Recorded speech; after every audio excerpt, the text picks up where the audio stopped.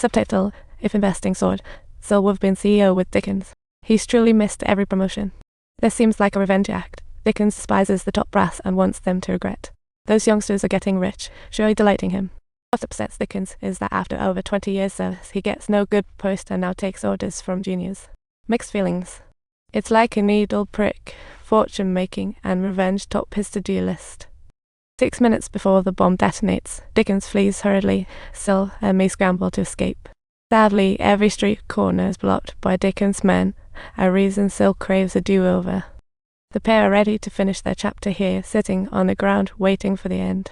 Just then, May gets a sudden insight, recalling the copper mine hit an underground river, the reason for its closure. They then study the map.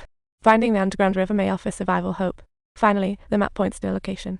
Two fall into raging waters. The copper mine opens channels. The underground river's blasted, with Dickens' choppers in pursuit.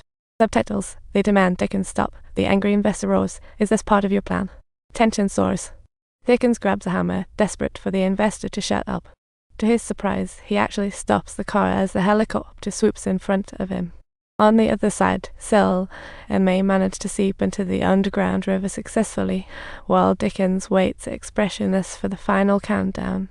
He even wears a smug smile, and then the sound of an underground nuclear bomb explosion rings out, and the nearby ground collapses in an instant. If enough copper lies underground, this place could become a huge copper fireball, with shock and electromagnetic waves felt miles from the base. The mid-air helicopter is disordered and out of control, causing chaos. Meanwhile, the ground helicopter panics, withdraws. Dickens' helicopter crashes and explodes. While this wasn't part of the original plan, it's just his battlefield improvisation. Dickens kicks the investor aside and continues with his plans. The Pentagon is now in a total frenzy. Now they are not afraid to detonate that bomb. No ransom will be paid. In this explosion, rock walls block radiation, making the area safe after the shockwave. Sil comforts May, saying the butterflies and the lake have long passed. And based on the terrain, Sil guesses Dickens may take the river, so they follow it and spot something nearby. Subtitles: Spotting people waiting. Sure enough, Dickens appears as expected. To stop his plans, fortune favors the two as they sneak aboard. Once the bomb's moved, they must sail at once, but the enemy arrives first.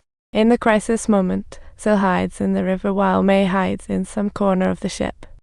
Just as the group moves, an accident occurs. Sil surfaces to find May has left on Dickens' boat. The Pentagon finally realizes the traitor is not Sil, but Dickens, unpromoted for 20 years, who pre-recorded a ransom video. At this point, the second nuke's countdown has begun. If not reached in time, survivors will be live news. Suddenly, good news arrives. Lieutenant Sil is found. May hides in the ship's corner, waiting for her chance. When they reach the shore, they weren't spotted by Dickens' crew, and they stealthily follow him away. At the command center, the base identifies a suspicious convoy, but knowing Dickens well, Sil is convinced the nukes are definitely not on the trucks. Dickens is playing a distraction game and plans to leave via train. Then, knowing Dickens, Sil volunteers to end this disastrous kidnapping, helping May. At this time, May follows closely as train passengers smile brightly, ready to start the helicopter. Seeing a brainiac doctor, this type has May holding a plate, but silly her had a lapse in judgment. The glasses guy takes May down effortlessly and quips, "You're not just some ordinary computer nerd." Just as he's about to finish off May, the glasses guy bites off more than he can chew. He's about to follow Sil's plan to destroy the bomb, but alas, Dickens catches him. Sil deduces the helicopters and the planned route. May, captured, is about to be thrown from the train as the cargo door opens.